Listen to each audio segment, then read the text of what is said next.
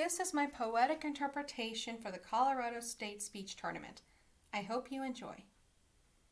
Little Miss Mary was tired of shopping. All day on her feet she'd been merrily hopping, from boutique to salon, from one to the other, while asking for this and for that from her mother. I want to have this. Ooh, and I want to have that. These shoes that I bought will look just so nice with that hat. My open-toed sandals are just so passé. If I wore them to school, what would the girls say? I need a new skirt and a dress and a jacket. For tennis, new trainers to match with my new racket. New t-shirt, new blouse, a new Fendi bag. The one on display with a whopping price tag.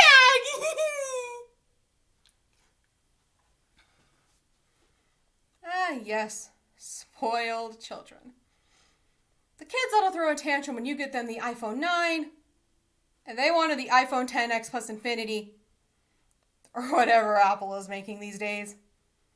But what if these kids' inner monsters were to become alive, an entity in the real world? Would they scream? Would they run away? Or would they do something completely different? Little Miss Mary and the Big Monster Makeover by Gigi Toroprov. That's enough for today. You've maxed out the Amex. Any more shopping will have to wait till tomorrow. There's plenty more money that Daddy can borrow. Oh! So up home they drove, mother and daughter, hydrating themselves with avian water.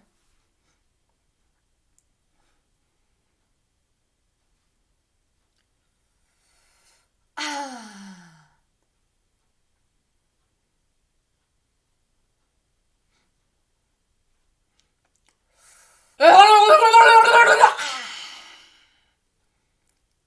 at the wheel of her new Chelsea tractor, Miss Mary behind her, poised to distract her.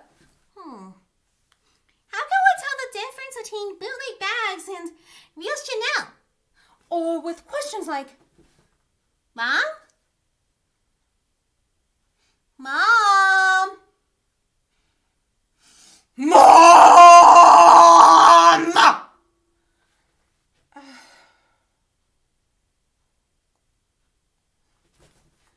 Why don't we have a butler? But now she was tired and lay in her bed, musing if this season's black would be red. She put on her night mask and drifted to sleep, counting sheep after sheep after sheep after sheep, but all the while thinking, how would it be better to use all their wool for a Burberry sweater? Soon little Miss Mary was out like a light, but she didn't sleep long and woke up with a fright. She opened her eyes and was very surprised when a huge, hairy monster materialized. The monster yelled, boo, to give Mary a scare, but Mary just fixed the great beast with a stare. She looked up and down from his toes to his hair with total disdain. But the monster just stood there. Why? Asked the monster. You show me no fear. Have you looked in the mirror? You're just the last year. Your tail isn't bad, but is there a reason for sporting those horns, which are just the last season? The monster was shocked, at a loss of what to say. His prey wasn't screaming or running away. He wasn't accustomed to such a response, but Mary stayed poised, as a lady should be. She displayed no attempt or desire to flee. She turned on the light so that he could see clearer, and showed the big monster his face in the mirror. The monster gawked for a while at his wretched reflection. He winced at his wrinkled and withered complexion. My skin feels like leather. I have crusty eyes. Well, what did you expect when you don't moisturize? My horns are askew. My coat is molten. He started to sob. I am truly revolting. Come on now, don't cry, said little Miss Mary. You do have a choice. You don't have to be scary.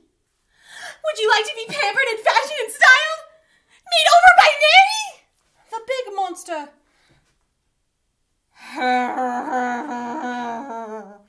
smiled.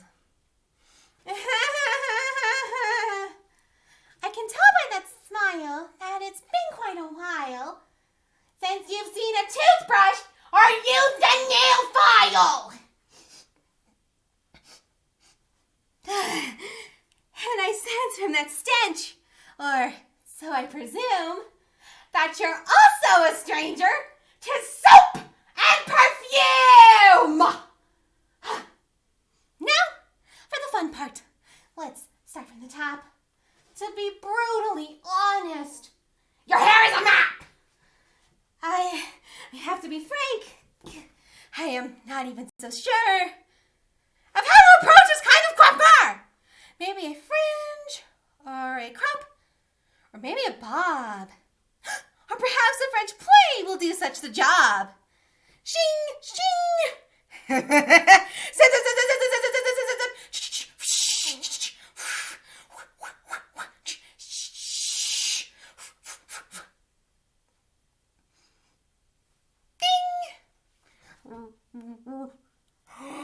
He opened his eyes and was over the moon. His cut looked like it had been done by Vidal Sassoon. I'm so happy, Miss Mary. I could give you a kiss.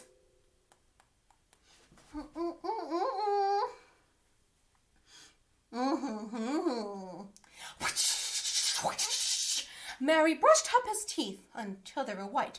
She polished his horns so they were no longer such a fright. But Mary's makeover still wasn't complete. She waited for calm and then said, I suppose it's time we find you some suitable clothes. My daddy's quite fat, so I'm sure we could find a suit that would fit your enormous behind. It became quite clear that the suit wouldn't fit when the monster bent down and his trousers split.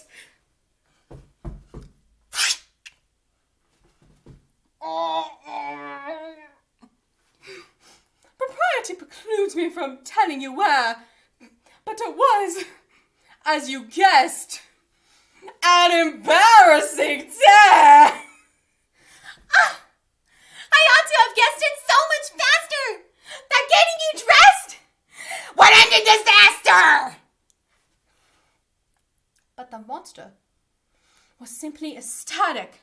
He tingled all over, though it may have been static. I want to thank you so much. I don't know where to start. Instead of my gut, there's a place in my heart. I shall teach other monsters how not to be feared. He thanked her once more, and with that, disappeared. Mary never imagined one day she may yearn, not for dresses or shoes, but a monster's return. Creak, creak, creak. The closet doors opened, and through them came out a motley of monsters with horns, tails, and snouts. Every single one weird, every single one wild, every single one that'd be pampered and styled.